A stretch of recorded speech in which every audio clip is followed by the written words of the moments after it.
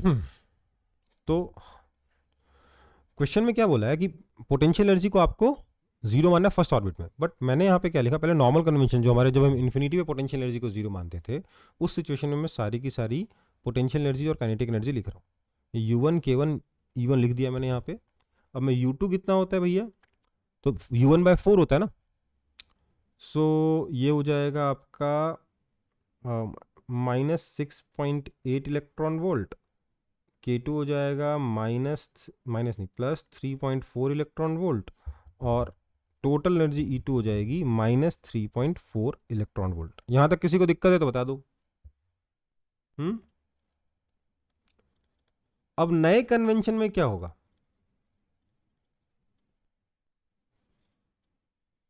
एक चीज का ध्यान रखेंगे। ये जो पुराना कन्वेंशन है, जो ओरिजिनल कन्वेंशन है, उसमें हमारा kinetic energy is to potential energy is to total energy is equal to 1:-1 -1 -2 होता है, राइट। बट यहां पर क्या ये चीज ट्रू होगी, एक बार देखते हैं।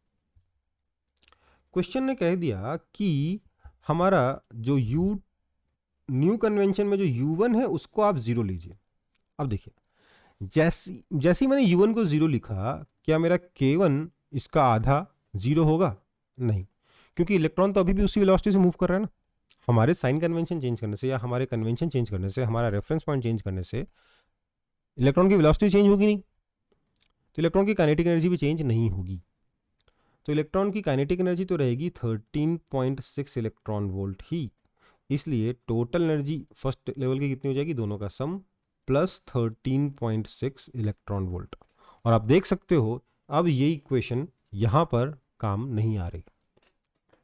हमारे ये जो इक्वेशन है ना, ये जो रिलेशन है ना, kinetic energy is to potential energy is to total energy is equal to 1:-2:-1, ये सिर्फ और सिर्फ नॉर्मल कन्वेंशन में काम करता है, हर जगह काम नहीं करता। ओके बेटा, समझ में आया कि नहीं? हाँ सर। अब देखो सेकंड ऑर्बिट में क्या होगा, आपका जो U2 आएगा, ध्यान दीजिएगा, U2 पे ध्यान दीजिए। हमारा पोटेंशियल एनर्जी का कन्वेंशन करता क्या है, देखो K2 तो क्लियर है, K2 तो जो नॉर्मल कन्वेंशन में था उसके बराबर ही रहेगा, +3.4 इलेक्ट्रॉन वोल्ट, क्योंकि इलेक्ट्रॉन तो अभी भी उसी स्पीड से दौड़ रहा है, राइट। सारी की सारी मुसीबत है पोटेंशियल एनर्जी की। तो देखो जरा, पोटेंशियल एनर्जी में एक चीज हमेशा ध्यान रखिएगा, आपका रेफरेंस लेवल चेंज करने से पोटेंशियल एनर्जी चेंज हो सकती है, बट पोटेंशियल एनर्जी का डिफरेंस चेंज नहीं हो सकता। हाँ या ना, बोलो। जैसे यहां से यहां का U1 और U2 का डिफरेंस कितना था सर, ये था 20.4 इलेक्ट्रॉन वोल्ट, राइट। वो डिफरेंस यहां पर भी मेंटेन होगा, और U2 कितना हो जाएगा, 20.4 इलेक्ट्रॉन वोल्ट। और इसलिए आपकी जो टोटल एनर्जी हो जाएगी सेकंड स्टेज में, वो कितनी हो जाएगी, सेकंड स्टेट में वो कितनी हो जाएगी, 23.8 इलेक्ट्रॉन वोल्ट। कॉन्सेप्ट समझ में आया कि नहीं आया? हम्म।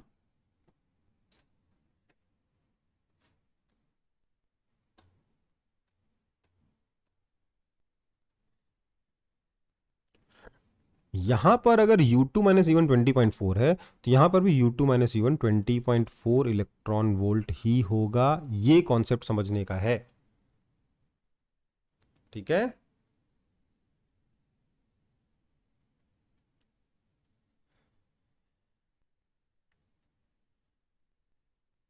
और ये रिलेशन देखो फिर से यहां पे काम नहीं कर रहा है।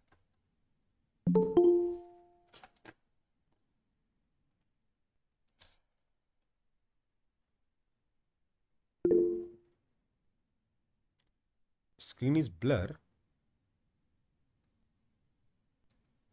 ये तो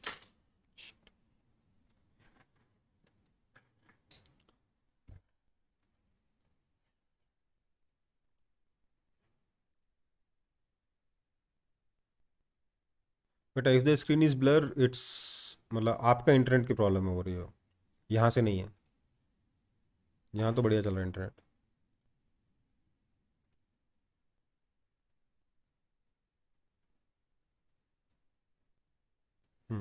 यहां तो बढ़िया चल।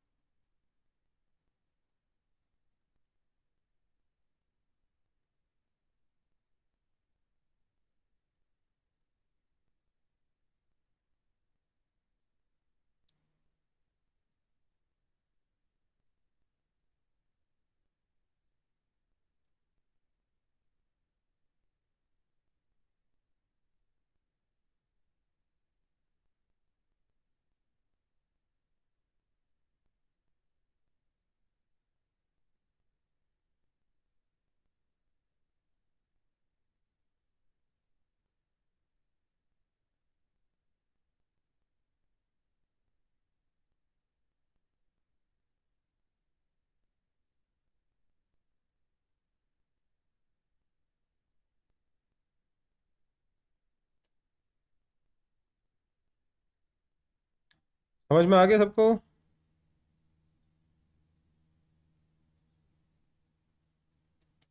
Yes. चलो ये वाला क्वेश्चन देखो देखो।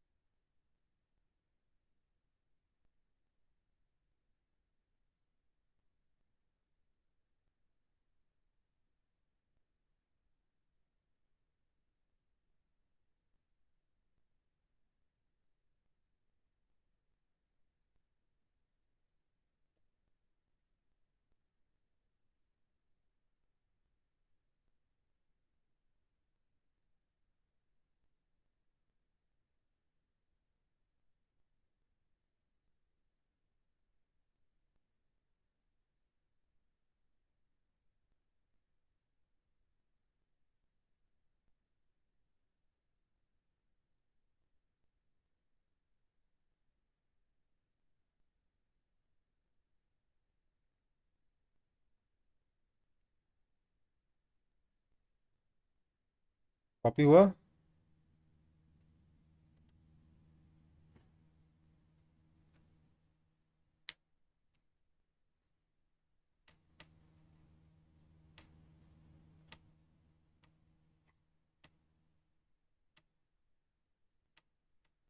देखो भाई क्या हो रहा है। बोल रहा है कि आप एक नई पिक्चर कंसिडर करिए एक लिथियम एटम की। बहुत सिंपल सी पिक्चर है।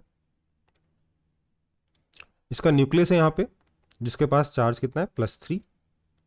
इसके पास में दो इलेक्ट्रॉन स्फेरिकल क्लाउड बना के रखें, तो इसका चार्ज कितना है, -2। तो टोटल इस स्फेयर में कितना चार्ज हो गया, +1 हो गया।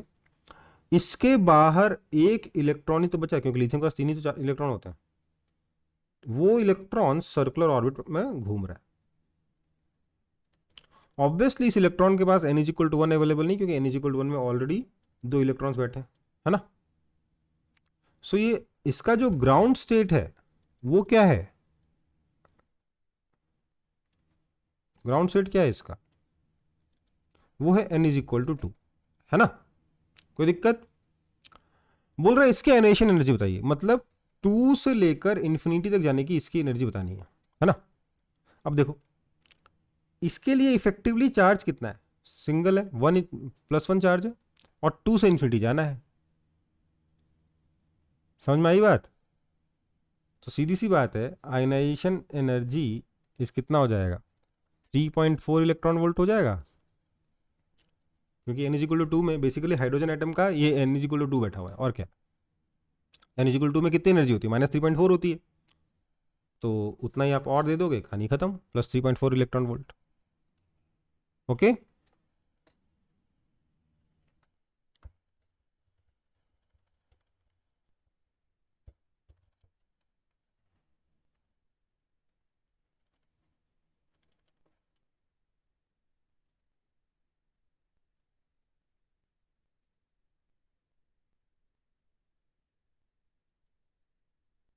है ना, समझ में आया कि नहीं?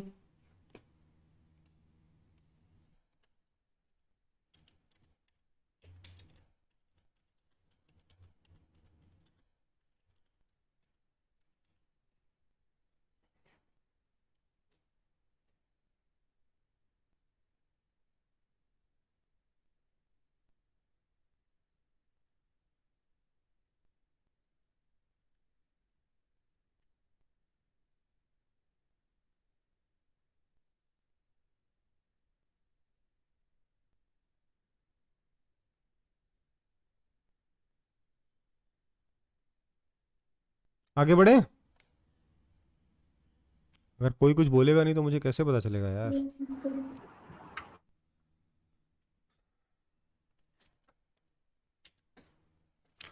हमारा अगला टॉपिक है effect of nucleus motion. Nucleus के मोशन का एटम की एनर्जी पे क्या इफेक्ट होगा, मतलब क्या है इसका। ये देखो न्यूक्लियस है और ये एक इलेक्ट्रॉन है। हमने अभी तक क्या पढ़ा, न्यूक्लियस रेस्ट पे रखा हुआ है, उसके चारों तरफ इलेक्ट्रॉन घूम रहा है, यही पढ़ा ना हमने अभी तक। हम्म। क्यों? क्योंकि न्यूक्लियस इलेक्ट्रॉन पे Yes, फोर्स sir. लगा रहा है, क्योंकि न्यूक्लियस इलेक्ट्रॉन पे फोर्स लगा रहा है, राइट। बट ध्यान देने वाली बात क्या है, अच्छा इनके बीच में डिस्टेंस कितना है, आर है ना। बट ध्यान देने वाली बात क्या है कि अगर न्यूक्लियस इलेक्ट्रॉन पे फोर्स लगाएगा तो इलेक्ट्रॉन न्यूक्लियस पे भी फोर्स लगाएगा, यस और नो। तो अगर न्यूक्लियस के ऊपर फोर्स लग रहा है तो न्यूक्लियस रेस्ट पे कैसे रह सकता है, न्यूक्लियस को भी तो मूव करना पड़ेगा, है ना। समझ में आई बात। Yes, sir. हाँ इतना जरूर कह सकते हैं कि फिलहाल के लिए जो सिस्टम हमने दे रखा है इसमें एक्सटर्नल फोर्स जीरो है, इसलिए कोई और पॉइंट रेस्ट पे रहेगा। कौन सा पॉइंट? क्योंकि net external force, Center of mass. Centre of mass rest पे रहेगा। तो ये कैपिटल एम है, ये स्मॉल एम है, और सेंटर ऑफ मास बीच में कहीं लाई करेगा। ये सेंटर ऑफ मास आपका रेस्ट पे रहेगा, ना न्यूक्लियस रेस्ट पे रहेगा ना इलेक्ट्रॉन रेस्ट पे रहेगा। सेंटर ऑफ मास रेस्ट पे रहेगा मतलब बेसिकली क्या हो गया, हमेशा ही न्यूक्लियस और इलेक्ट्रॉन को ज्वाइन करने वाली लाइन सेंटर ऑफ मास से पास होगी। तो मतलब सेंटर ऑफ मास का डिस्टेंस तो दोनों सब कांस्टेंट है ना, मतलब अल्टीमेटली दोनों के दोनों घूमेंगे किसके अराउंड, सेंटर ऑफ मास के अराउंड। न्यूक्लियस इलेक्ट्रॉन इस ऑर्बिट में घूमेगा, न्यूक्लियस इस ऑर्बिट में घूमेगा। समझ में आई बात, हाँ या ना। हम्म। सर तो बाकी का इलेक्ट्रॉन नहीं है। एक सिंगल इलेक्ट्रॉन के बारे में बात कर रहे हैं बेटा, सिंगल इलेक्ट्रॉन सिस्टम है हमारा, अच्छा, ठीक है। ओके। सो मोशन कैसा होगा, कुछ ये बड़ा वाला सर्कल का कोई मतलब ही नहीं, इसको हटा दो, कुछ इस तरीके का मोशन होगा, यस और नो। हम्म। यस। समझ में आ रही बात।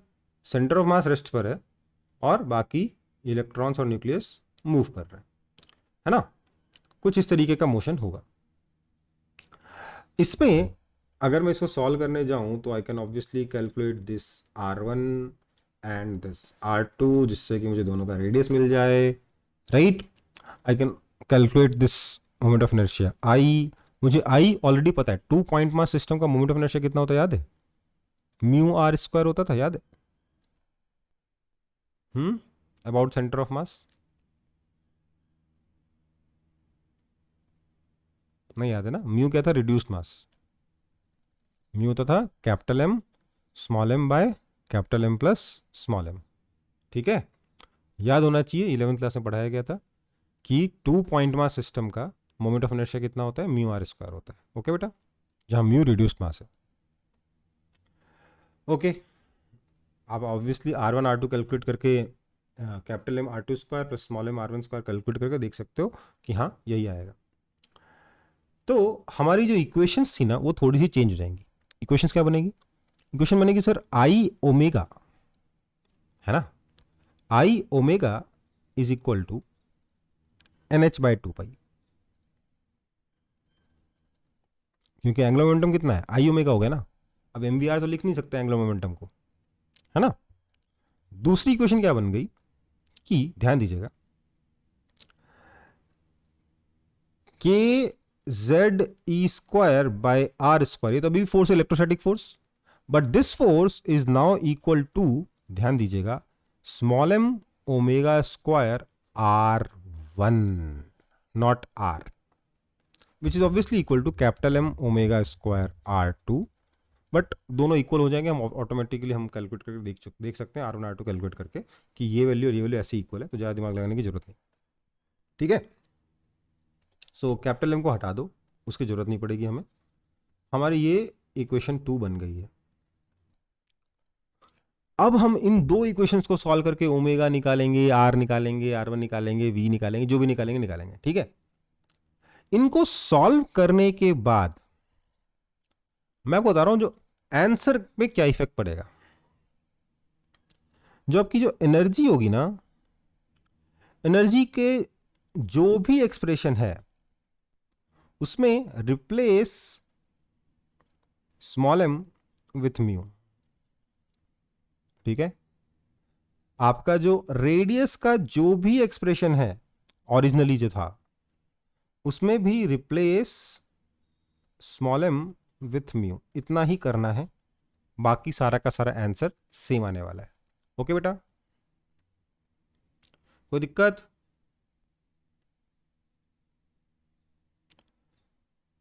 तो हमारे एनर्जी और रेडियस दोनों में अपन ये करना पड़ेगा, वेलोसिटी का भी जो भी एक्सप्रेशन है उसमें replace small M with mu. But interestingly velocity के एक्सप्रेशन में, या वेलोसिटी नहीं बोलना चाहिए यहाँ पे, ओमेगा बोलना चाहिए। ओमेगा का जो भी एक्सप्रेशन आता, ओमेगा का एक्सप्रेशन क्या था, वी बाय आर आता ना, उसमें आपको रिप्लेस करना है एम को विथ म्यू। ओके बेटा, कोई दिक्कत? क्योंकि यहां हम सारे के सारे सॉल्यूशन किसके टर्म्स में कर रहे हैं, ओमेगा के टर्म्स में कर रहे हैं। ओके, सो बेसिकली मैं आपको प्रैक्टिकली करके दिखाता हूं कि क्या फर्क पड़ने वाला है। आगे बढ़ू?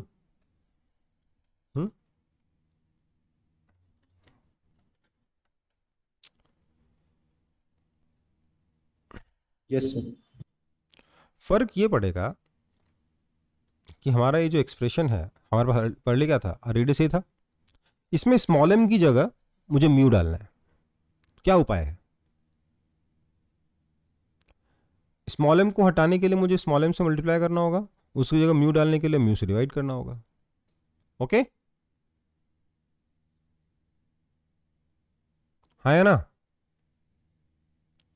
सो हम क्या बोल सकते हैं, radius is equal to R naught into mu into M by mu, है ना?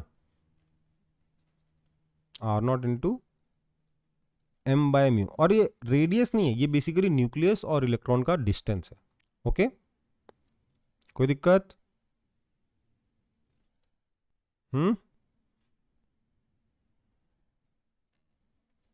Are is equal to R naught into M by mu आया। बेसिकली ये कितना हो गया, ध्यान दीजिएगा, 0.529 एंगस्ट्रॉम था ना, इसको आप m बाय म्यू से मल्टीप्लाई करिए और उसके बाद आपका एक्सप्रेशन क्या था, एन स्क्वायर बाय जेड था ना, ये आपका आ गया रेडियस। ओके बेटा, नेक्स्ट वेलोसिटी में देखिए म्यू है ही नहीं, तो वेलोसिटी ऐसा कैसा रहेगा, उसमें कोई खास फर्क नहीं पड़ा। और ये वेलोसिटी क्या है, velocity of electron with respect to nucleus है। ठीक है, पोटेंशियल एनर्जी, पोटेंशियल एनर्जी में देखिए ऊपर m था, है ना, इसे मुझे हटाना है और उसकी जगह म्यू लगाना है। तो क्या करूंगा, इसको m को हटाने के लिए m से डिवाइड करना पड़ेगा और उसकी जगह म्यू डालने के लिए म्यू से मल्टीप्लाई करना पड़ेगा। तो हमारा पोटेंशियल एनर्जी कितना हो गया, जो भी ओरिजिनल पोटेंशियल एनर्जी थी that into mu bye m। ठीक है, समझ में आई बात? सिमिलरली काइनेटिक एनर्जी में भी क्या हो जाएगा, इंटू म्यू बाय एम कर दो, पोटेंशियल एनर्जी टोटल एनर्जी में भी यही आ जाएगा, इंटू म्यू बाय एम कर दो। विच मीन्स आपकी जो टोटल एनर्जी आ जाएगी वो कितनी हो जाएगी, E naught into mu by M, that is -13.6 electron volt into mu by M into, यहां क्या था, z square by N square, यही था ना। ये हमारा एनर्जी का नया एक्सप्रेशन आ जाएगा। बेसिकली उस आपको दो चीजें याद रखनी है, रेडियस में m बाय म्यू मल्टीप्लाई कर दो, एनर्जी में म्यू बाय एम मल्टीप्लाई कर दो, बस। तो सर हम लोग अभी तक इस चीज को इग्नोर करके क्यों चल रहे थे, इतने सारे क्वेश्चंस भी हम लोगों ने कर लिए सॉल्व, क्यों इग्नोर किया था सर हमने अभी तक? क्योंकि नॉर्मल जो हाइड्रोजन एटम है उसमें ध्यान दीजिएगा, आपको जो कैपिटल एम है that is approximately 1700 times small M, है ना, 1736 है, कुछ एग्जैक्ट नंबर मुझे याद नहीं है, बट 1700 1700 गुना ज़्यादा है न्यूक्लियस का mass in comparison to what, electron का मास।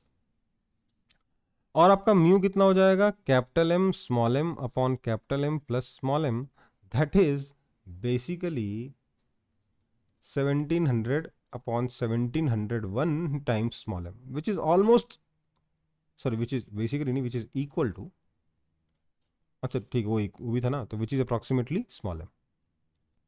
इसलिए अभी तक कोई खास फर्क नहीं पड़ा। बट अगर कभी कोई क्वेश्चन ऐसा आ जाए जिसमें समहाउ इलेक्ट्रॉन का मास न्यूक्लियस के मास के कंपेरेबल हो जाए, आप बोलोगे सर ऐसा कैसे हो सकता है, बताऊंगा। समहाउ अगर इलेक्ट्रॉन का मास आपके न्यूक्लियस के मास के कंपेरेबल हो जाए, तो आपको अपने कुछ नए फॉर्मूले डिराइव नहीं करने हैं, आपको पुराने फॉर्मूले में ही थोड़ा सा छोटा सा एडजस्टमेंट कर देना है। अब देखो मेरे को बड़ा कन्फ्यूजन होता है ऐसी चीज़ों में कि एक को m बाय म्यू से मल्टीप्लाई करना है, दूसरे को म्यू बाय m से मल्टीप्लाई करना है, क्या चल रहा है यार, मेरे को याद ही नहीं रहता एग्जाम में कि किसको m बाय म्यू से करना था, किसको म्यू बाय m से करना था। जब तक मुझे फॉर्मूला याद नहीं होगा तब तक मुझे याद नहीं होगा, मेरे साथ ये प्रॉब्लम है। या मैं उसका कुछ और जुगाड़ करूँ, मेरे को अगर ये फॉर्मूला मालूम है तो मैं इसमें, मुझे मत पता है क्या करना है, इसको m को हटाना है तो m से मल्टीप्लाई कर दो, और इसकी जगह म्यू डालना है तो म्यू से डिवाइड कर दो, ठीक है, वो मुझे समझ में आता है। बट अगर मेरे पास फॉर्मूला नहीं है तो आई डोंट नो क्या करना है। इसलिए मैंने ना अपना एक खुद का जुगाड़ लगा रखा है जिससे मुझे कन्फ्यूजन ना हो। मुझे एक ये पता है कि एक को m बाय म्यू से मल्टीप्लाई करना है, एक को म्यू बाय m से मल्टीप्लाई करना है। इतना ध्यान रखना है कि म्यू क्या है, रिड्यूस्ड मास है, this is always going to be less than small m, ठीक है। So what I am saying is कि यहां देखिए जो और रेडियस है ना उसके मुकाबले डिस्टेंस बड़ा है, आपके न्यूक्लियस और इलेक्ट्रॉन के बीच में जो डिस्टेंस है वो रेडियस से बड़ा है ना। तो मतलब मैंने ज़बरदस्ती इसको याद करने का तरीका बता दिया, इसलिए कि ये जो डिस्टेंस होगा r, ये ओरिजिनल डिस्टेंस से बड़ा होगा। ज़बरदस्ती है, ऐसा कोई लॉजिक नहीं है इसके पीछे, बस मैंने मन मर्जी से अपने मनगढ़ंत स्टोरी बना के अपने याद करने का तरीका बना रखा है। इसलिए जो डिस्टेंस है ये ओरिजिनल रेडियस से बड़ा होगा। कितना बड़ा होगा, तो m बाय म्यू बड़ा होगा क्योंकि m म्यू से बड़ा है, और डिस्टेंस बड़ा हो गया तो एनर्जी कम हो जाएगी, वो म्यू बाय m हो जाएगा। इंटरेस्टिंग चीज़ ये है बेटा कि ये सब करने के बाद भी क्योंकि सारी एनर्जी म्यू बाय m से मल्टीप्लाई हुई है, इसलिए आप अभी भी क्या लिख सकते हो मालूम है, अभी भी आप लिख सकते हो कि kinetic energy is to potential energy is to total energy is equal to 1 is to -2 is to -1। ये फॉर्मूला अभी भी काम कर रहा है, ठीक है, समझ में आई बात। ये फॉर्मूला आपके ग्रेविटेशन में भी काम करता है, एटॉमिक स्ट्रक्चर में भी काम करता है, और एटॉमिक स्ट्रक्चर में जब मॉडिफिकेशन होकर ये वाला सिचुएशन बन गया इसमें भी काम करता है। कहाँ पे काम नहीं किया था, जहाँ पे हमने पोटेंशियल एनर्जी का रेफरेंस लेवल ही चेंज कर दिया था, वहाँ तो हमने फॉर्मूला ही चेंज कर दिया, वहाँ पे कहानी बदल गई। बट अदरवाइज ये जो रिलेशन है ये यहाँ पर भी काम कर रहा है। ओके, सबको समझ में आया कि नहीं?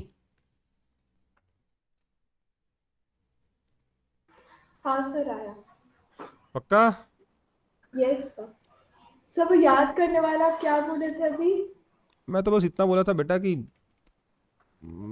ये रेडियस देखो ना, मतलब जो ओरिजिनल रेडियस, जो इसके सर्कल का जो रेडियस है उसके मुकाबले डिस्टेंस बड़ा है ना। हाँ सर।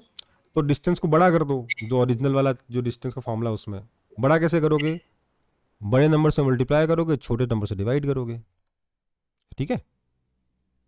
हाँ ओके सर। ये जबरदस्ती का है, वो सिर्फ कुछ फंडा नहीं, इसके पीछे कोई लॉजिक नहीं, ना कोई मैथमेटिकल लॉजिक है ना कोई फिजिकल लॉजिक है, कुछ नहीं है, बस याद करने का मेरा तरीका है, ठीक है। आगे बढ़ते हैं।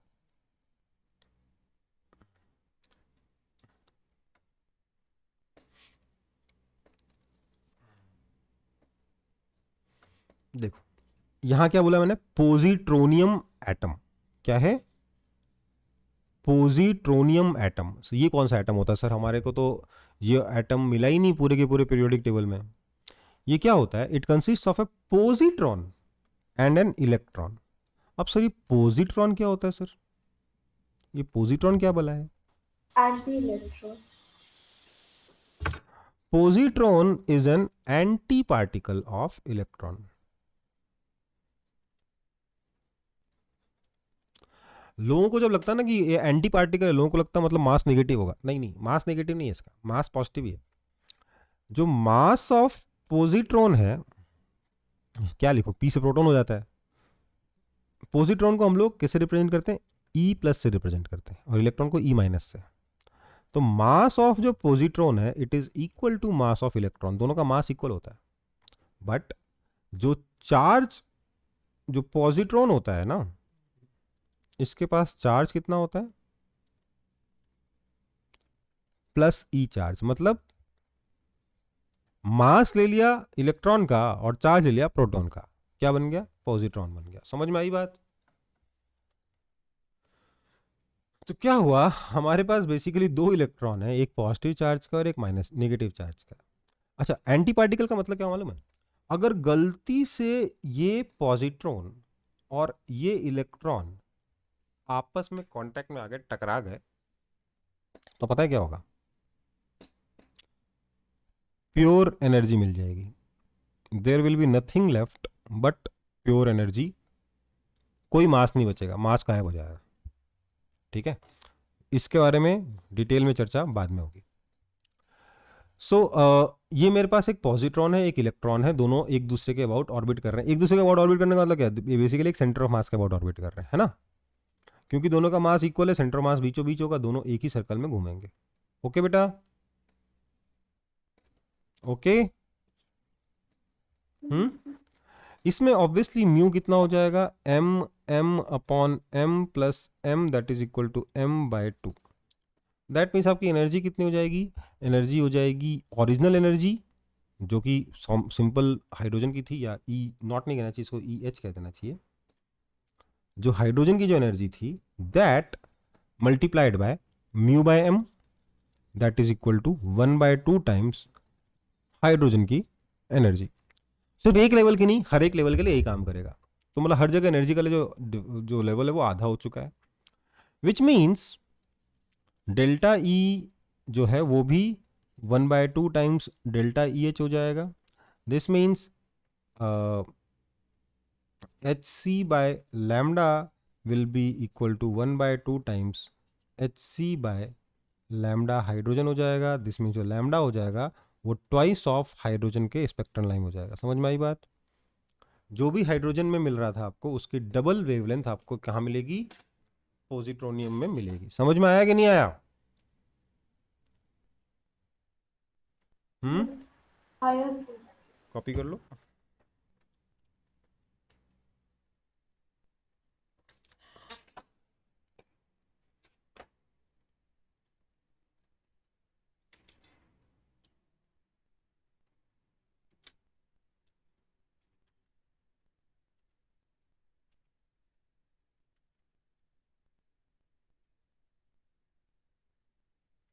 तो 1700 नहीं होता बेटा, वो mass of proton to mass of electron 1836 होता है। ठीक है,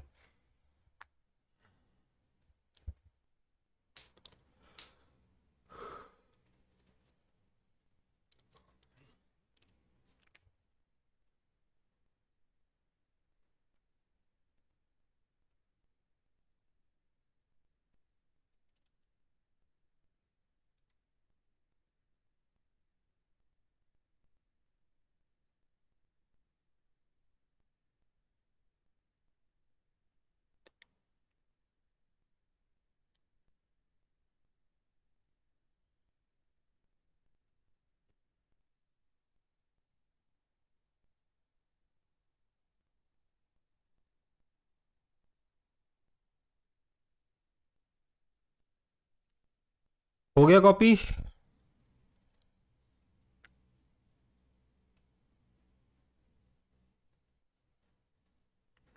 सर वो लैम्डा एच है।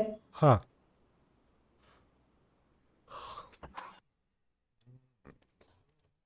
हो गया सर। इजी है ना? अगला टॉपिक क्या है? Atomic collision. ठीक है, ये करते हैं, बाकी के टॉपिक्स कंप्लीट कर लेते हैं पहले। ठीक है, क्योंकि लास्ट में करेंगे कि नहीं तो फिर आप फालतू में बेकार में कंफ्यूज हो गए। ठीक है,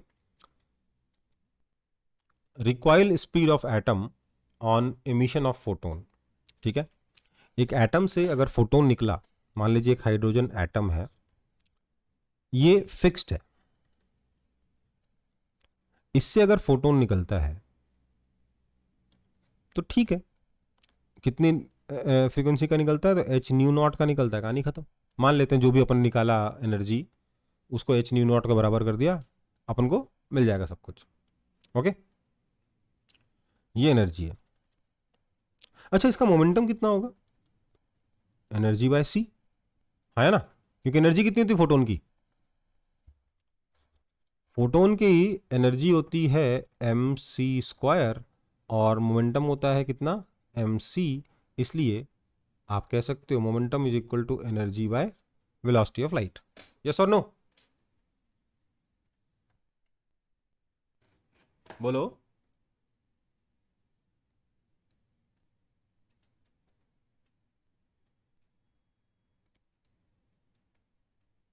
Yes. ठीक है भैया, फिर क्या करें? मोमेंटम तो आ गया एनर्जी बाय जो भी मतलब एनर्जी आ गया एच न्यू नॉट, मोमेंटम आ गया एनर्जी पर बाय सी। ठीक है, अगर हाइड्रोजन फ्री है, हाइड्रोजन एटम फ्री है, ओके, लेट्स से इसका मास कैपिटल है मेरा, यहां से जब फोटोन निकला तो ये अपने साथ कुछ मोमेंटम लेके चला गया, कितना? ई बाय सी, राइट, है ना? तो ऑब्वियसली इस हाइड्रोजन एटम को भी पीछे की तरफ कुछ मोमेंटम लेके जाना पड़ेगा। यस और नो? बोलो। Yes, sir. Yes, sir. इसका मतलब इसके पास कुछ एनर्जी आ चुकी है, E1 is equal to P square by 2m, है ना? कोई दिक्कत? कोई दिक्कत? इसका मतलब इसकी जो एनर्जी है वो अब टोटल एनर्जी तो ई था, ई का डिफरेंस, मान लो कि वो इलेक्ट्रॉन जो है वो फर्स्ट एक्साइटेड स्टेट से ग्राउंड स्टेट में गिरा, तो कितनी एनर्जी रिलीज करेगा? 10.2 इलेक्ट्रॉन वोल्ट रिलीज करेगा, है ना? जब electron n is equal to 2 से n इज इक्वल टू 1 पे आएगा तो कितनी एनर्जी रिलीज करेगा? 10.2 इलेक्ट्रॉन वोल्ट रिलीज करेगा, है ना? बोलो। Yes, sir. Yes, sir. वो 10.2 इलेक्ट्रॉन वोल्ट में से कुछ एनर्जी तो ये हाइड्रोजन एटम खुद ले गया काइनेटिक एनर्जी की फॉर्म में, तो फोटोन को तो थोड़ी कम मिलेगी ना। Yes, sir. तो इसके पास एनर्जी हो गई ई डैश, ओके। और हम क्या बोलेंगे, ये जो E1 प्लस ई डैश है that is equal to E, right? Right या रॉन्ग? तभी तो एनर्जी कंजर्व रहेगी। तो E1 प्लस ई डैश जो है वो ई के बराबर है, E1 प्लस ई डैश वो ई के बराबर है, ओके बेटा? कोई दिक्कत?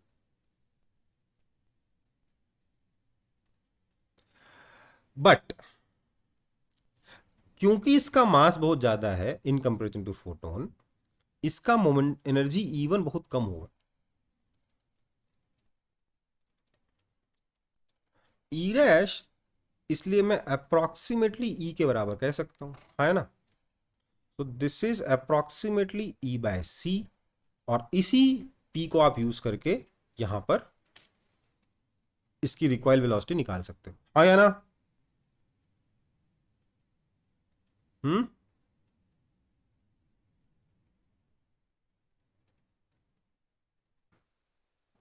इसी पी को यूज करके आप यहां पर इसका पी लिख दोगे, P is equal to M V, आप रिकॉइल वेलोसिटी निकाल सकते हो। निकाल सकते हो कि नहीं निकाल सकते हो? तो बेसिकली इसमें एक तो कन्फ्यूजन ये होता है कि आपने इस कॉन्सेप्ट के बारे में सोचा ही नहीं, तो एग्जाम में अगर एकदम से क्वेश्चन आ गया तो आपने तुरंत इस मोमेंटम को इस मोमेंटम को इक्वल करके सॉल्व कर दिया। दूसरा होता है कि नहीं, आपने सोच जा लिया, आपने बोला सर कुछ एनर्जी तो ये लेके चला जाएगा तो इसकी एनर्जी कम हो जाएगी। हाँ कम होगी, पर वो जो लॉस होगा, मतलब वो जो इसकी एनर्जी में जो चेंज आएगा वो एकदम मिनिस्क्यूल होगा, इसलिए हम उसको इग्नोर करके इसका मोमेंटम निकाल के इसकी वेलोसिटी निकाल सकते हैं। ठीक है बेटा? रिकॉइल स्पीड समझ में आ गई कैसे निकलेगी किसी भी एटम की? Yes. चलो फिर अगला बढ़ते हैं, आगे बढ़ते हैं। Recoil speed of atom on emission of photon होगा। अच्छा ठीक है, फिर और कुछ बचा नहीं तो इसको कर ही लेते हैं, एटॉमिक कोलिजन को। ठीक है, ये मेरे ख्याल से जिन लोगों ने क्लास अटेंड करी थी ऑफलाइन में उनको मैंने शायद ये वाला टॉपिक नहीं कराया था। कराया था क्या? नहीं कराया था। देखो क्या बोल रहा है क्वेश्चन, कि एक न्यूट्रॉन है जिसके पास काइनेटिक एनर्जी k है, जो कोलाइड करता है with a ground state hydrogen atom. Comment on possible types of collision if, ये जो काइनेटिक एनर्जी k है, अगर ये 14 इलेक्ट्रॉन वोल्ट है तो कोलिजन का टाइप क्या होगा, मतलब इलास्टिक होगा, इन इलास्टिक होगा, कंप्लीटली इलास्टिक होगा। अगर k 20.4 है तो क्या होगा, k 22 है तो क्या होगा, और k 24.18 है तो क्या होगा। ये सारी चीजें हमें बतानी है। ठीक है बेटा, कोई दिक्कत?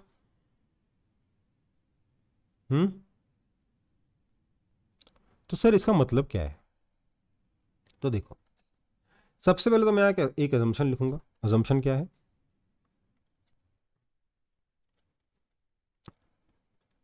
अजम्पशन ये है कि mass of neutron is equal to mass of hydrogen atom which is equal to m, let's say. दोनों का मास हम इक्वल लेंगे, न्यूट्रॉन और हाइड्रोजन दोनों का, ताकि हमारी कैलकुलेशन थोड़ी आसान हो जाए। ओके, कोई दिक्कत? तो ये मेरे पास न्यूट्रॉन है जिसका मास m है, ये आता है let's say kinetic energy k के साथ, और ये जाकर हाइड्रोजन एटम से टकरा जाता है जो कि इनिशियली रेस्ट पर था। इसका मास भी कैपिटल M है। तो इससे क्या होगा, दोनों के पास कुछ कुछ काइनेटिक एनर्जी आ सकती है, कुछ कुछ वेलोसिटीज आ सकती हैं,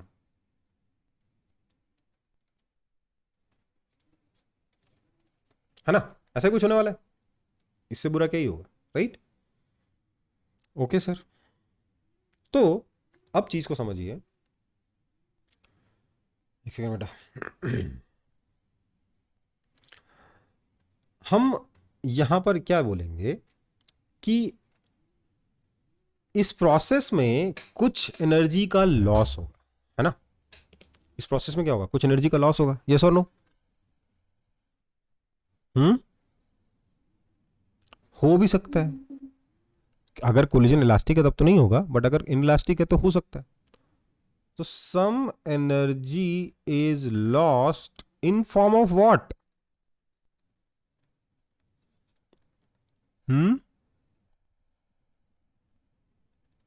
हीट।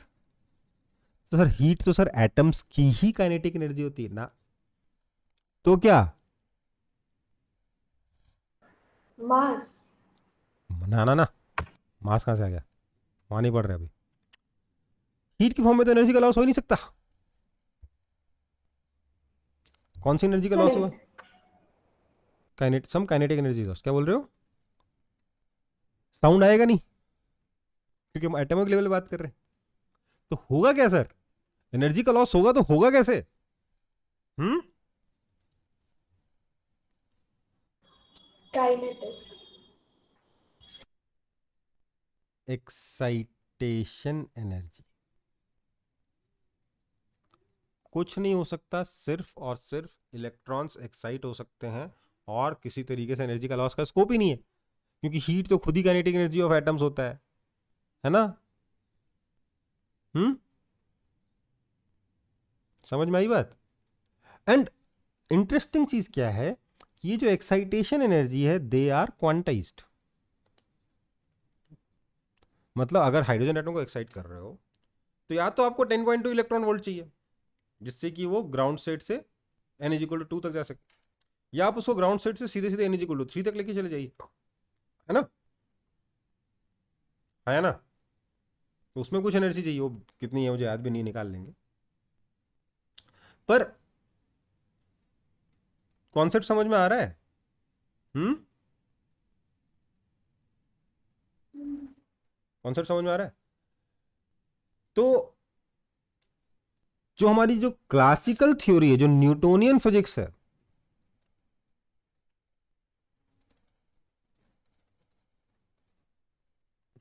उसने कहा कि एनर्जी का लॉस कितना हो सकता है।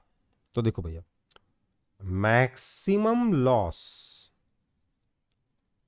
कितना होगा न्यूटन फिजिक्स के हिसाब से for the case of inelastic collision, है ना। इनइलास्टिक कोलिजन में क्या होगा, वो जो एम यू था that will be equal to capital M plus capital M into V, that means V is equal to U by two, this implies K final is equal to half 2m into U by two का whole square, that will be equal to an original kinetic energy by 2। तो there for kinetic energy का जो loss आएगा maximum, ये तो दिख नहीं रहा आप लोगों को, इसको मिटा देता हूं, इसके आगे यहां लिख देता हूं। There for kinetic energy lost जो होगी उसकी एक मैक्सिमम वैल्यू कितनी, k minus k by two, that is equal to k by two, initial energy minus final energy, है ना। तो मैक्सिमम लॉस कितना है इनइलास्टिक कोलिजन के केस के लिए, होगा वो लॉस, और वो होगा k बाई टू, उससे ज़्यादा का लॉस हो नहीं सकता। यहां तक समझ में आया तो कॉपी कर लो। कॉन्सेप्ट मैंने 90% बता दिया है, आप सिर्फ सॉल्यूशन बाकी है।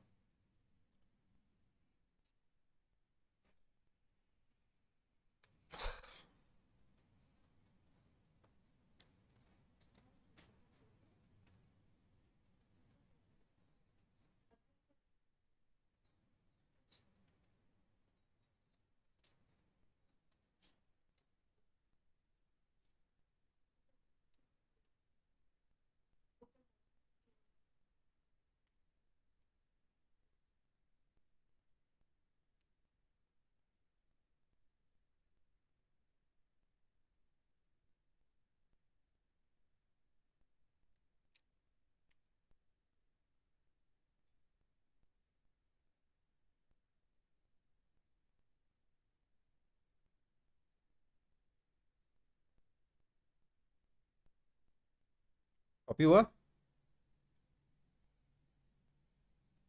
सर कर रहे हैं। ठीक।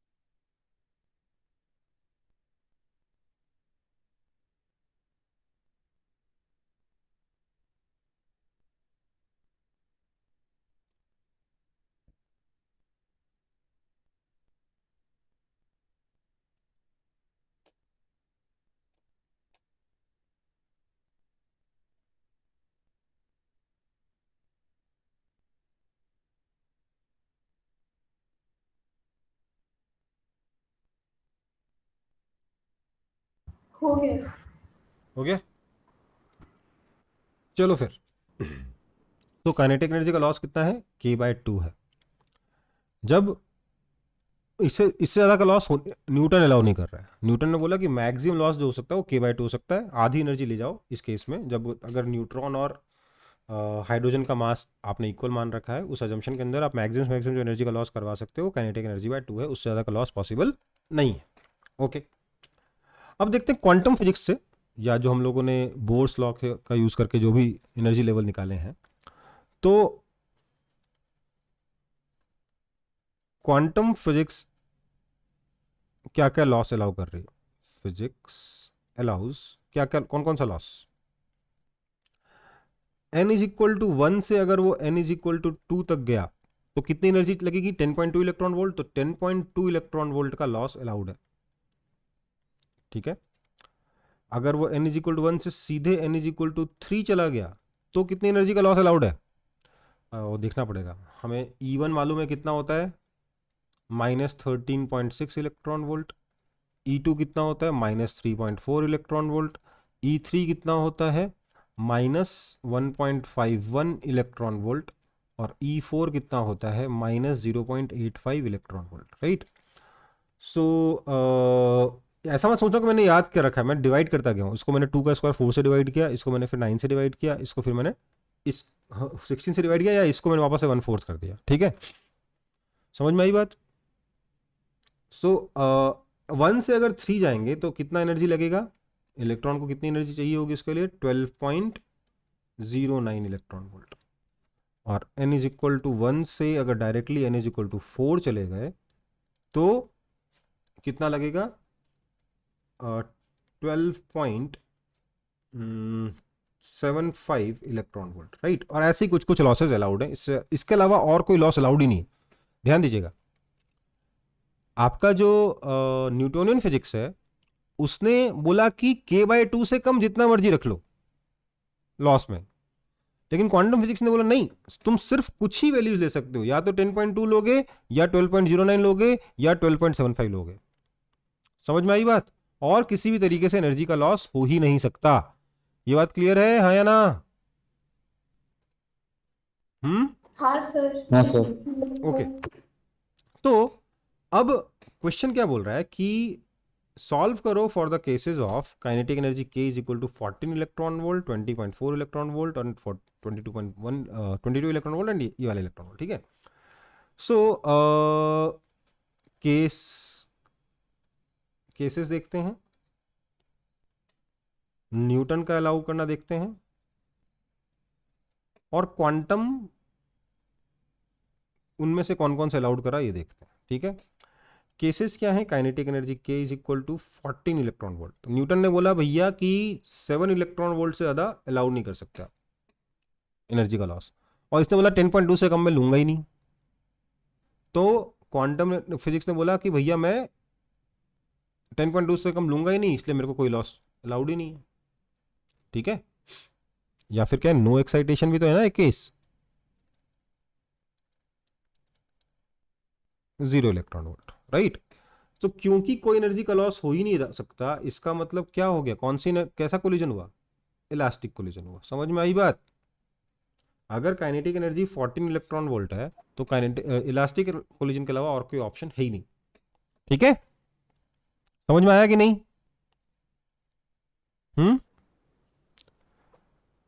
अगर सर आप 14 बाद में नहीं आ सकता, क्या,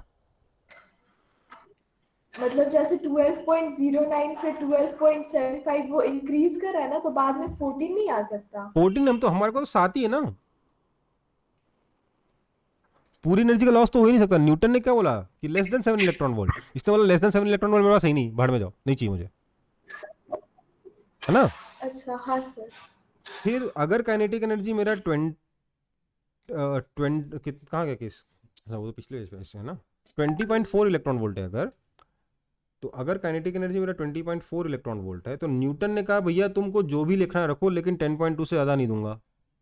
इसने बोला 10.2 दोगे ना, हाँ तो ठीक है, या तो इसकी इच्छा, इसके पास ऑप्शन हो गया, या तो 0 ले तो इलास्टिक हो जाएगा, या फिर 10.2 पूरा रख ले तो कंप्लीटली इनइलास्टिक हो जाएगा, हाँ या ना। समझ में आई बात। Yes sir. तीसरे केस में आपको काइनेटिक एनर्जी दे रखी थी 22 इलेक्ट्रॉन वोल्ट, तो न्यूटन ने बोला भैया रखना है तो जो भी रखो 11 इलेक्ट्रॉन वोल्ट से कम रखना है।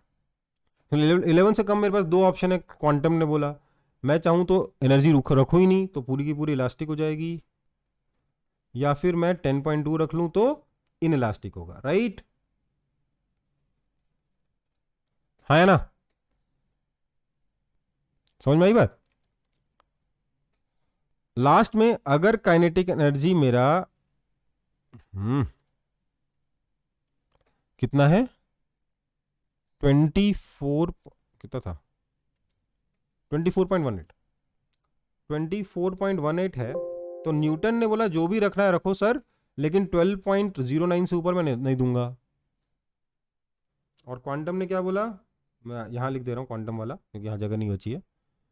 क्वांटम ने क्या बोला, ये समझ रहा है ना, काइनेटिक एनर्जी 24.18 था, तो न्यूटन ने बोला उसका आधा दे सकता हूँ इनइलास्टिक कोलिजन के केस में, कंप्लीटली इनइलास्टिक के केस में।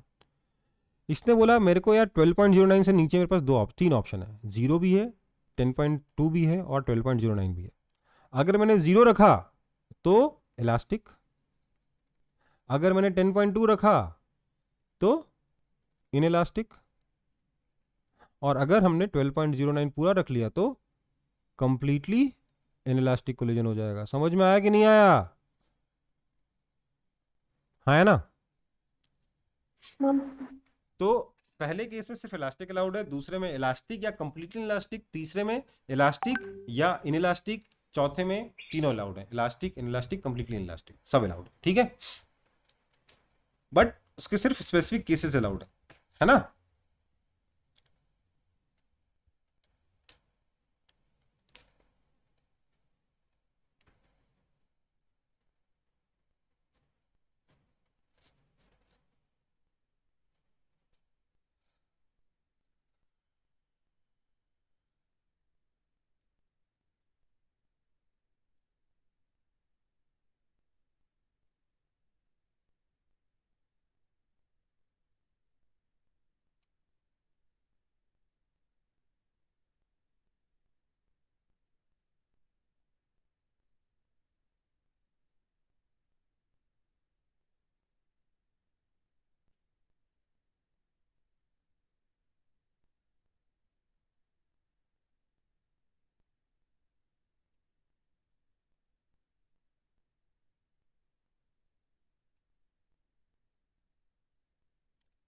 आगे बढ़े?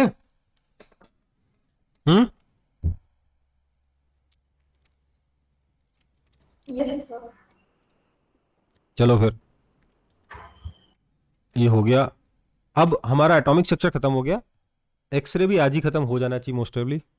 शुरू करते हैं, ठीक है। एक्सरे क्या होता है? These have frequencies greater than ultraviolet rays, obviously wavelengths less than ultraviolet rays, है ना। गामा रे के पास इससे ज़्यादा फ्रीक्वेंसी होती है और इससे छोटा वेवलेंथ होता है, ओके। एक्चुअली ये एक्सरेज एटम्स के अंदर से निकलती हैं, थोड़े हेवी एटम्स से, ठीक है ना। देखो एक्सरे बनाया कैसे हम लोगों ने, यूजिंग कूलिज ट्यूब। कैसे बनाया? कूलिज ट्यूब का यूज़ करके। कूलिज ट्यूब में क्या होता है, देखो एक तो बंदूक नहीं है, ये बंदूक नहीं है, ये सर्किट याद करने का तरीका है मेरा। ये हीटिंग कॉइल है जिसको हमने बैटरी से कनेक्ट कर दिया, ओके, और ये की लगा दिया, तो बंदूक बन गई ना। अगर मैं ट्रिगर दबाऊंगा या की को ऑन करूंगा या की को क्लोज करूंगा तो कॉइल हीटअप होगा। जब कॉइल हीटअप होगा तो इलेक्ट्रॉन को एनर्जी मिलेगी और इलेक्ट्रॉन इससे बाहर निकल सकता है, यस और नो? हाँ है ना? Yes sir. Yes sir. ये जो बैटरी है ये लो टेंशन बैटरी है। कैसी बैटरी है? लो टेंशन। लो टेंशन का मतलब क्या होगा? लो ईएमएफ, ओके। मतलब मे बी 5 वोल्ट और 10 वोल्ट, ऐसा इसमें कुछ पोटेंशियल डिफरेंस है, इस बैटरी का ईएमएफ है, ओके। अगर मैंने की क्लोज किया तो यहां से इलेक्ट्रॉन निकला, पर बंदूक से तो निशाना लगाना होता है ना, ये इलेक्ट्रॉन तो जहां तहां जा रहा है ना, और बहुत स्लो निकल रहा है, कुछ खास एनर्जी भी नहीं उसके पास।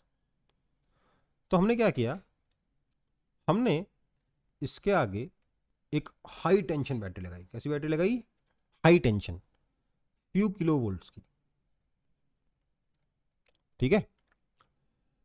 और यहां पर एक टारगेट लगा, ये क्या, कॉपर का मटेरियल है, कॉपर का एक होल्डर है जिसके आगे हम लोगों ने यहां पर एक टारगेट मेटल लगाया है, ठीक है।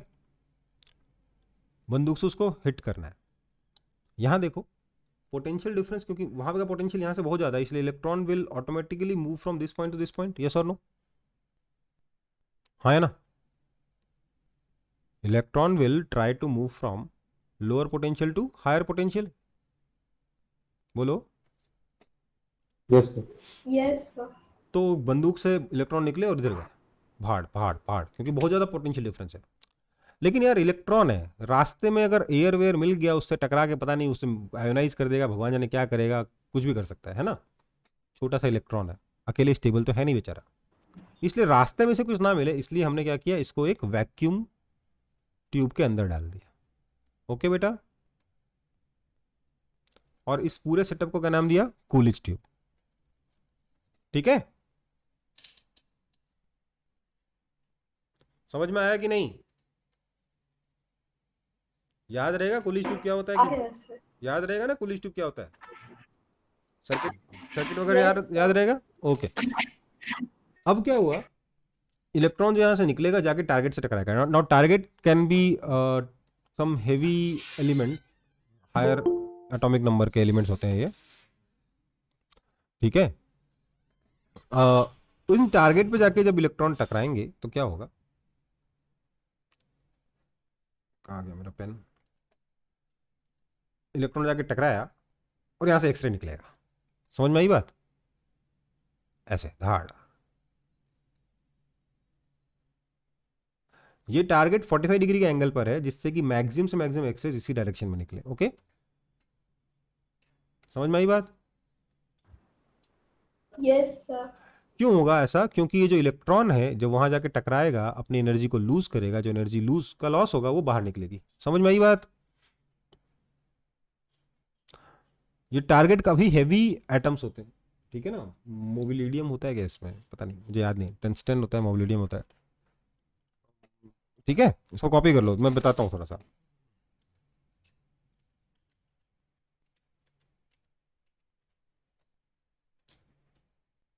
टंगस्टन होता है, हाँ, और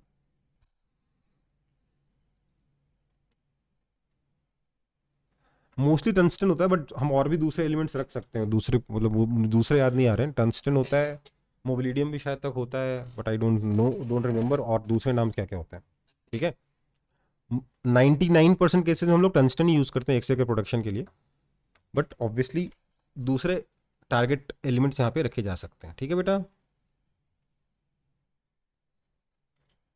क्या होगा, एक्सरे क्यों निकली, क्योंकि जो इलेक्ट्रॉन वहां जाकर टकराया उसने अपनी एनर्जी लूज करी, एनर्जी जो लूज करी वो फोटोन की फॉर्म में बाहर निकली, और क्योंकि बहुत सारे किलो वोल्ट्स में एनर्जी थी, इसलिए जो एनर्जी निकली वो कैसे निकली, हाई एनर्जी निकली, एक्सरे निकला। ओके बेटा, कोई दिक्कत? No sir. चलो फिर आगे बढ़ते हैं। हम लोगों ने इन एक्सरे में इंटेंसिटी और वेवलेंथ के बीच में ग्राफ बनाया। ठीक है, तो ग्राफ कैसे बना, कुछ ऐसा ग्राफ बना। ओके, यहां क्या इंपॉर्टेंट है, ये वाला point, minimum lambda. Lambda minimum कितना हो सकता है, lambda minimum implies energy maximum, है ना, है ना, बोलो। Yes. मैक्सिमम एनर्जी इलेक्ट्रॉन कितनी लूज कर सकता है, जो उसके पास टोटल एनर्जी तो वही ना लॉस कर सकता है, उससे ज्यादा तो लूज कर नहीं सकता। तो हम क्या बोल सकते हैं, H C by lambda minimum, जो एनर्जी होगी उस फोटोन की, that is equal to K max of what, electrons, right, है ना, which is equal to charge on electron into potential difference V। ये पोटेंशियल डिफरेंस V क्या है बता देता हूं, ये इसका पोटेंशियल डिफरेंस है V। ओके, या यहां का पोटेंशियल डिफरेंस है V। समझ में आई बात, है ना।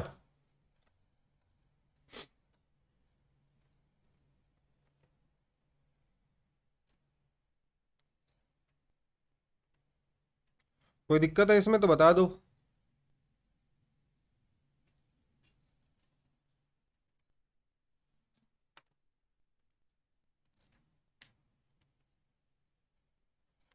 ये समझ में आ गया? अब देखो एक और बात समझ लो, जहां पर एक सिंपल सा वर्ड है, वो वर्ड अभी एग्जाम में आ जाएगा, बेकार में नंबर कट जाएंगे। जहां पर वेवलेंथ कम है, एनर्जी ज्यादा है, इसको हम कहते हैं हार्ड एक्सरे। क्या कहते हैं, हार्ड एक्सरे। और जहां वेवलेंथ ज़्यादा है, एनर्जी कम है, उसको क्या बोलते हैं? Soft x ray. ओके, जस्ट एक नाम है, ठीक है। तो मतलब अगर आपके इलेक्ट्रॉन्स के पास एनर्जी ज़्यादा होगी, ज़्यादा पोटेंशियल डिफरेंस से अगर आप इलेक्ट्रॉन्स को एक्सेलरेट कराओगे तो आपको हार्ड एक्सरेज मिलेंगी, और अगर आप कम पोटेंशियल डिफरेंस के क्रॉस उसे एक्सेलरेट करवाओगे तो आपको सॉफ्ट एक्सरेज मिलेंगी। ओके बेटा, कोई दिक्कत? सर वाई एक्सिस पे वो आई लैम्डा एनर्जी है। इंटेंसिटी है।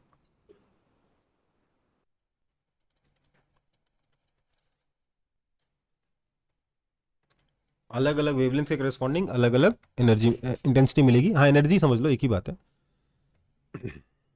आगे बढ़े। हाँ सर। वैसे आई लैम्डा एनर्जी ही बोलना चाहिए, इंटेंसिटी तो खैर ठीक, अपन ने एक सरफेस लेके वहाँ पे मेजर किया इसलिए इंटेंसिटी हो गया, जो भी है। आगे बढ़ते हैं।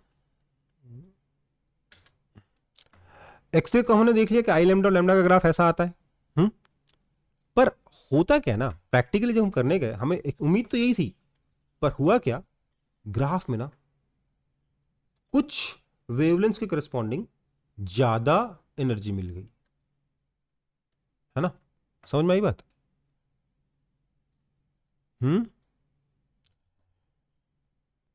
ये लैम्डा 1, ये लैम्डा 2, कुछ वेवलेंथ ऐसी हुई जिसके करस्पॉन्डिंग हमें ज्यादा एनर्जी मिली। ओके बेटा? Yes sir. तो जिन वेवलेंथ के करस्पॉन्डिंग ज्यादा एनर्जी मिली, हमने देखा कि जब टारगेट चेंज किया, बहुत सारे वेवलेंथ ऐसे, तो these wavelengths depend on the target.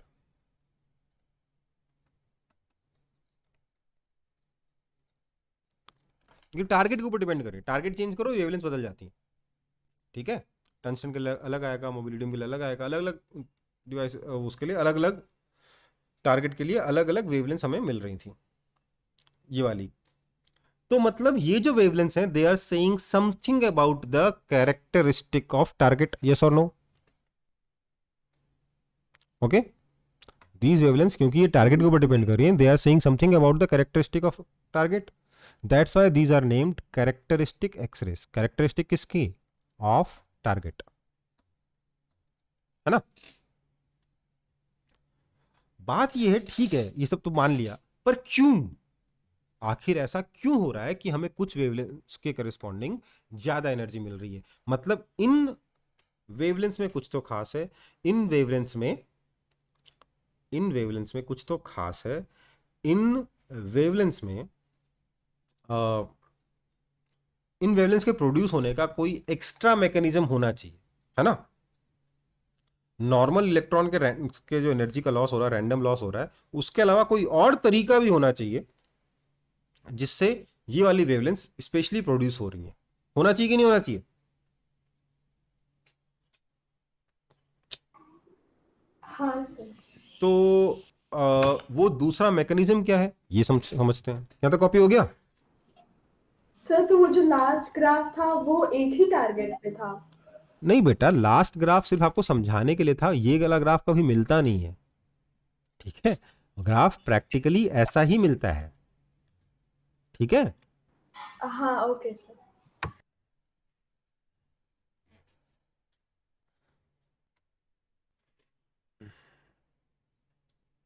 हो गया कॉपी हो सर। गया?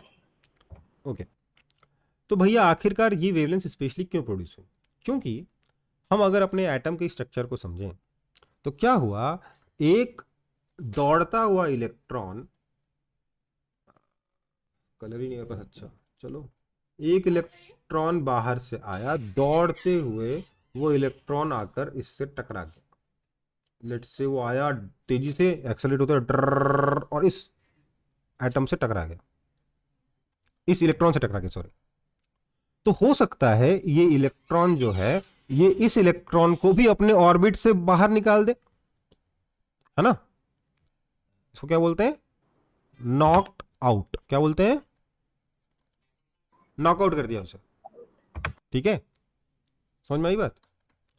इसको धक्का देके बाहर निकाल दिया। कर सकता है, क्योंकि इस इलेक्ट्रॉन के पास बहुत एनर्जी है, बहुत तेजी से है, इसको बाहर निकाल दिया। ओके बेटा, समझ में आई बात? Yes sir. तो क्या होगा, ये इलेक्ट्रॉन अगर चला गया तो यहां पे बची खाली जगह। ओहो, ऐसे तो नहीं बनी खाली जगह, यहां पे क्या बन गई, खाली जगह बन गई, है ना। मतलब क्या हुआ, ये के शेल है, ये एल शेल है, ये एम है, ये एन है, के शेल में खाली जगह बन गई। तो एल वाले को लालच आएगा कि नहीं आएगा? आएगा सर। तो हो सकता है ये एल वाला यहां से यहां कूद जाए, है ना। हाँ सर। हो सकता है कि ये एम वाला ज्यादा लालची हो और ज्यादा फास्ट भी हो, इसके कूदने से पहले यही कूद जाए, राइट। या हो सकता है ये और भी खतरनाक हो, इतनी दूरी से भट करके तुरंत आ जाए कि भैया मेरे को तो बहुत सारा फायदा हो रहा है, हाँ या ना। ये पॉसिबिलिटी है कि नहीं है? हाँ सर। हो सकता है कि ये इलेक्ट्रॉन के शेल के इलेक्ट्रॉन को बाहर निकालने की जगह एल शेल के इलेक्ट्रॉन को बाहर निकाला हो, तो एम वाला और एन वाला यहां कूद सकता है, हाँ या ना, बोलो। Yes sir. और पता है क्या हो सकता है, बहुत कुछ हो सकता है होने को। तो इस इलेक्ट्रॉन ने इसको बाहर निकाल दिया, के वाले को, एल वाला के में आ गया, के एल में जगह खाली छूट गई, एम वाला एल में आ गया, एम में जगह खाली छूट गई, एन वाला एम में आ गया। हो सकता है कि नहीं? तो ये कुछ एक्स्ट्रा मैकेनिज्म प्रोड्यूस हुए जिनकी वजह से कुछ एक्स्ट्रा फिक्स्ड एनर्जी डिफरेंस वाले में जब इलेक्ट्रॉन ने जंप किया तो फिक्स्ड एनर्जी डिफरेंस का के करस्पॉन्डिंग हमें फोटोन मिलेगा, हाँ या ना। तो वही हमारा क्या है, कैरेक्टरिस्टिक एक्सरे है। समझ में आई बात? Yes sir.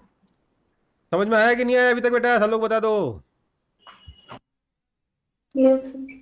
Okay, Yes, sir. तो कैरेक्टरिस्टिक एक्सरे बनने का मैकेनिज्म समझ में आ गया। इसको कॉपी तो क्या ही करोगे, मतलब अगर एक्सप्लेनेशन चाहिए तो काम करना कि मतलब रीड फ्रॉम बुक लिख लो इसको, ठीक है ना।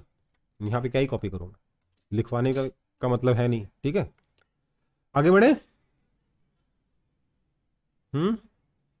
Yes sir. चलो, अब वो जो हमें कैरेक्टरिस्टिक एक्सरेज मिल रहे हैं उनका हमें कुछ नाम देना होगा, राइट। हमारे पास अलग अलग एनर्जी लेवल हैं, n इज इक्वल टू 1 है, n इज इक्वल टू 2 है, n इज इक्वल टू 3 4 5 सारे हैं। n इज इक्वल टू 1 को हम लोग नाम दे क्या नाम दिया हम लोगों ने, k, 2 का l, 3 का m, 4 का n, 5 पे छोड़ो, जरूरत नहीं उसकी, ठीक है। अगर L वाला इलेक्ट्रॉन K में आ जाए, ठीक है, तो इस एक्सरे को हम लोग क्या नाम देंगे, के अल्फा देंगे। कौन सी लाइन बोलेंगे, के अल्फा लाइन। समझ में आई बात? उस वेवलेंथ को क्या बोलेंगे, के अल्फा वेवलेंथ या के अल्फा लाइन बोलेंगे, ठीक है ना। समझ में आया? अगर M से के आ गया तो क्या बोलेंगे, के बीटा, ठीक है। N से के आ गया तो क्या बोलेंगे, के गामा, यहां से आ गया तो के डेल्टा, हालांकि ऐसा कुछ होता नहीं बट ठीक है, के डेल्टा, ठीक है। कोई दिक्कत? आप बताइए इसका नाम क्या दूं, बोलिए। M से L आया, क्या नाम दूं?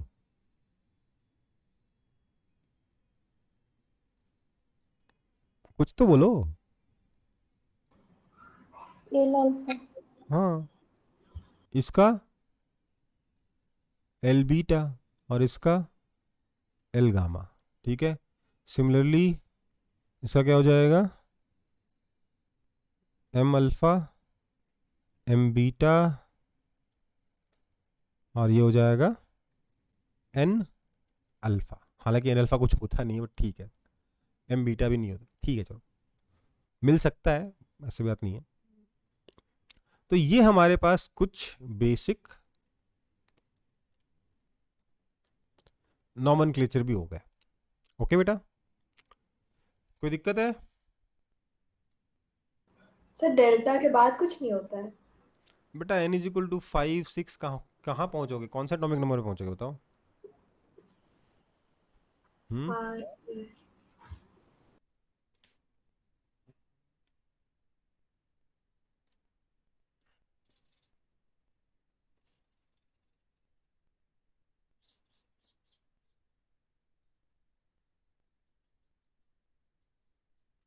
कॉपी हो गया?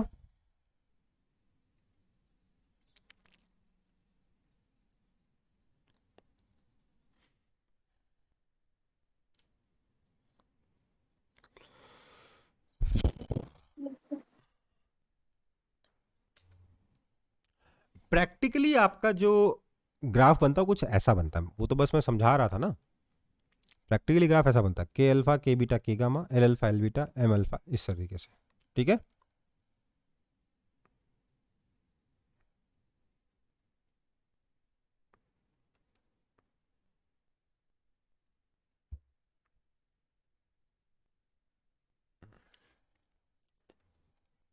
और ये जो वेवलेंथ्स हैं ये किस पे डिपेंड कर रही थी, या फ्रीक्वेंसीज किस पे डिपेंड कर रही थी एक्सरेज की? ये डिपेंड कर रही थी टारगेट पे, इसीलिए इनका नाम क्या दिया गया है? क्या नाम दिया गया इनका? कैरेक्टरिस्टिक एक्सरेज नाम दिया। Characteristic x. ठीक है,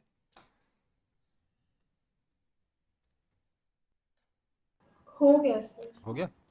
चलो फिर अ, इसके बाद आता है हमारा मोजलीज लॉ। मोजली अंकल ने क्या किया, अलग अलग टारगेट्स के लिए, देखो यहाँ जेड है, मतलब हम क्या चेंज कर रहे हैं, टारगेट चेंज कर रहे हैं। क्या चेंज कर रहे हैं? टारगेट चेंज कर रहे हैं, राइट। अलग अलग टारगेट्स के लिए फ्रीक्वेंसीज, फ्रीक्वेंसी भी नहीं, रूट न्यू ड्रॉ प्लॉट किया और उसके बीच में रिलेशन बताया। लेकिन ये रिलेशन बताने में एक चीज़ का ध्यान रखिएगा, उसने क्या किया, हर एक टारगेट का के अल्फा लिया, उनके बीच में एक रिलेशन बताया, हर एक टारगेट का के बीटा लिया, उसके बीच में एक रिलेशन बनाया, हर एक टारगेट का के गामा लिया, इस तरीके से रिलेशन बनाया। ये नहीं कि मतलब किसी का के अल्फा ले लिया, किसी का एल बीटा ले लिया, ऐसे नहीं।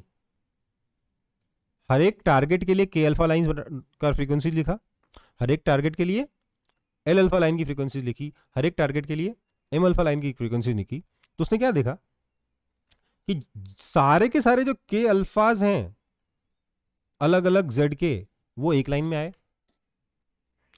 सारे के सारे जो के बीटाज हैं वो अलग लाइन में आए। या समझ में आई बात? हाँ है ना? और उसने बोला मैं किसी भी एक स्ट्रेट लाइन की अगर मैं इक्वेशन लिखने जाऊं तो इक्वेशन कैसे बनती है, root nu is equal to A into Z minus B, these where a and b are variables. Okay, ये आपके इस चैप्टर का, एक्सरे चैप्टर का सबसे इंपॉर्टेंट फॉर्मूला हो गया। ठीक है, समझ में आई बात? यहां बी क्या है, बेसिकली ये शील्डिंग इफेक्ट है, केमिस्ट्री वाली शील्डिंग इफेक्ट, फिजिक्स वाली नहीं। केमिस्ट्री वाली शील्डिंग इफेक्ट याद है कि जो अंदर जो एटम्स, अंदर जो इलेक्ट्रॉन्स होते हैं, इनर सेल्स में जो इलेक्ट्रॉन्स होते हैं वो आउटर सेल्स के इलेक्ट्रॉन के ऊपर जो नेट फोर्स उसको कम कर देते हैं, है ना? Yes sir. तो root nu is equal to A into Z minus B. Okay, ये बी उस शील्डिंग इफेक्ट को रिप्रेजेंट कर रहा है। ए को हम लोग चाहे तो कैलकुलेट कर सकते हैं यूजिंग बोर्स मॉडल, मतलब रफ कैलकुलेशन है, और के अल्फा तक के लिए काम कर सकता है, उसके आगे काम नहीं करेगा। ठीक है, सर ए कांस्टेंट है? हाँ, ए कांस्टेंट है, मतलब अलग, हर एक स्ट्रेट लाइन के लिए अलग कांस्टेंट है, बी भी हर एक स्ट्रेट लाइन के लिए अलग कांस्टेंट है। Okay sir. ठीक है,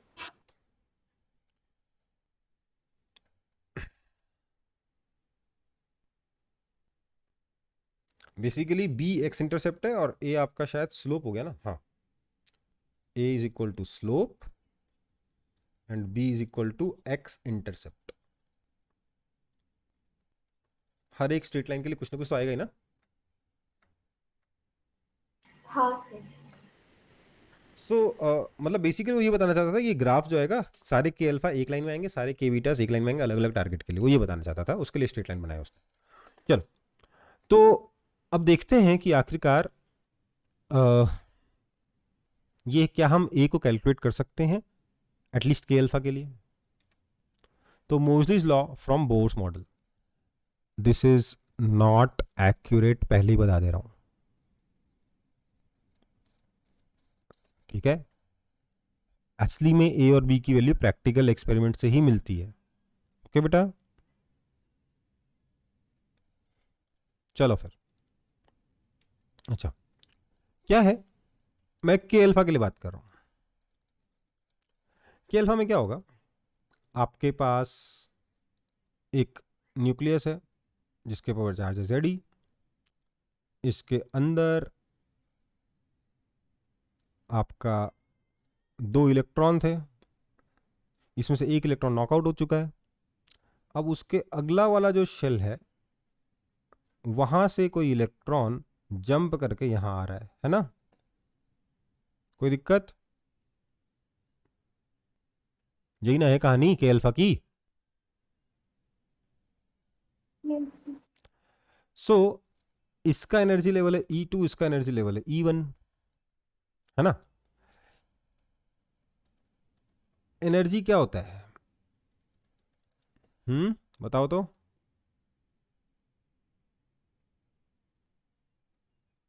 बताइए।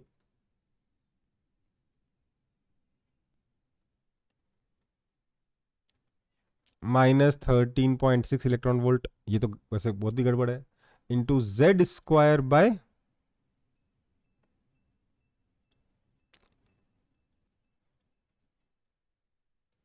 1, यही ना, है ना। और E2 कितना हो जाएगा, -13.6 electron volt into Z square by 2 square, right? Yes और नो, बोलो जल्दी जल्दी बोलो। Yes, sir. Therefore E2 minus E1, यही तो एनर्जी रिलीज होगी, that is equal to 13.6 electron volt into Z square into 1/1 square minus 1/2 square. E2 minus E1 किया तो 1/2 स्क्वायर माइनस 1/1 स्क्वायर आना चाहिए था, लेकिन माइनस है इसलिए 1/1 स्क्वायर माइनस 1/2 स्क्वायर आ गया, ठीक है। कोई दिक्कत है यहां तक? But these equations are all valid for, these are valid for what? Single electron. Single electron. यहां तो सिंगल इलेक्ट्रॉन है नहीं, यहां तो बहुत सारे इलेक्ट्रॉन है। बट अगर हम के अल्फा के बारे में बात करें तो यहां से लेकर यहां तक आने में, अगर मैं एकदम सिंपल मॉडल कंसीडर करूं, एकदम सिंपल मॉडल, तो बेसिकली ये एक इलेक्ट्रॉन यहां स्फीयर बनाया हुआ है, बाहर वाले इलेक्ट्रॉन से अंदर कोई फोर्स है ही नहीं, अंदर कोई पोटेंशियल डिफरेंस है ही नहीं। इसलिए जब इलेक्ट्रॉन यहां से यहां जंप कर रहा है तो उसको सिर्फ इस Ze और इस -E के बारे में चिंता करनी है ना, हाँ है ना। तो इसमें हाँ. अगर Z की जगह Z-1 कर देंगे तो काम हो जाना चाहिए। तो for K alpha E2 minus E1 कितना होना चाहिए, हालांकि ये बहुत ही गलत है, 13.6 इलेक्ट्रॉन वोल्ट इंटू Z-1 का whole square into 1/1 square minus 1/2 square. ये बहुत ही गलत एक्सप्रेशन लिखा है मैंने बेटा, ठीक है, बहुत ही गलत एक्सप्रेशन लिखा है। This 1 is for shielding effect, right. This means E2 minus E1 ही तो एनर्जी का लॉस होगा ना, that is H nu, sorry photon निकलेगा ना इसी का, तो is equal to this is 3/4, 13.6 into 3/4, तो 3/4 10.2 इंटू Z-1 का होल स्क्वायर, और nu is equal to 10.2 electron volt by H into Z-1 का होल स्क्वायर। तो मैंने क्या किया, रूट ले लिया, तो root nu is equal to root this into this, है ना। तो आ गया ना, root nu is equal to A into Z-B, आया कि नहीं?